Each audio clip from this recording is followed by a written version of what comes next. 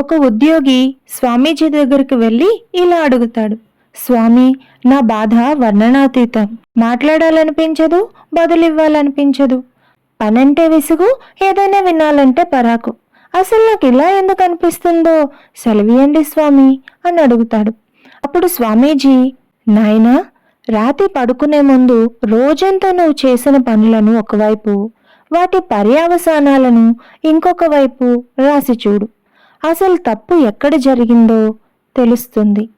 మరుసటి రోజు మళ్ళీ ఆ తప్పు జరగకుండా జాగ్రత్త పడు, నీ సమస్య తీరిపోతుంది అని జవాబిస్తారు. ఆ ఉద్యోగి సరే స్వామి అని చెప్పి ఇంటికి వెళ్ళిపోతాడు. రాత్రి పడుకునే ముందు డైరీలో ఇలా రాసుకుంటాడు, ఉదయం నిద్ర లేవడం లేట్ అయింది, టెన్షన్ పడ్డాను. టిఫిన్ లేట్ అయింది, నీరసపడ్డాను. బస్ మిస్ అయింది, బాస్తో మాటలు పడ్డాను. ఆఫీస్లో పని ఎక్కువైంది, చిరాకు పడ్డాను. ఇంటికి రావడం లేట్ అయింది, మా ఆవిడతో గొడవ పడ్డాను. రోజంతా ఇలా ఎందుకయింది అని మదన పడ్డాను అని రాసుకొని మళ్ళీ అన్ని పాయింట్స్ ఒకసారి చెక్ చేసుకుంటాడు. సమాధానం దొరికింది అని గట్టిగా అరుస్తాడు. ఉదయం లేటుగా లేచాను, నిద్ర లేచినప్పుడున్న విసుగు, చిరాకు, రోజంతా నా స్థితి ఇలా అయిందనమాట. రేపు నేను ఉదయం త్వరగా మేల్కోవాలి అని అనుకొని సమస్యకు సమాధానం దొరికిందన్న సంతోషంతో ఆ ఉద్యోగి హ్యాపీగా నిద్రపోతాడు. సడన్గా మెలకు వస్తుంది. లేచి టైం చూస్తే ఉదయం 5 అవుతుంది.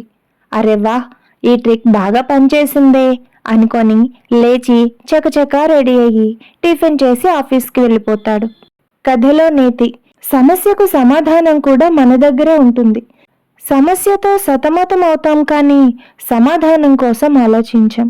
జరిగింది ఒక్కసారి సినిమాలా మనసుతో చెక్ చేసి చూస్తే ఏం చేంజ్ చేయాలో అర్థమవుతుంది. అందుకే మీకు కూడా ఈ ఉద్యోగిలాగే ఏదైనా సమస్య ఉంటే చెక్ చేసుకొని చేంజ్ చేసుకోండి. ఆగండి ఆగండి, ఇంకా కథ అవ్వలేదు.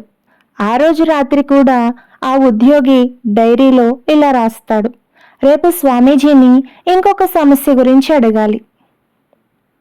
ఇదండి ఉద్యోగి దివ్యమైన ఆధ్యాత్మిక గాథ పార్ట్ 1. మరలా ఉద్యోగి యొక్క సమస్యను, సమాధానాన్ని ఇంకొక గాథలో విందాం. అంతవరకు కథలో మీకేం నచ్చిందో కామెంట్లో తెలియచేయండి. Thanks for watching.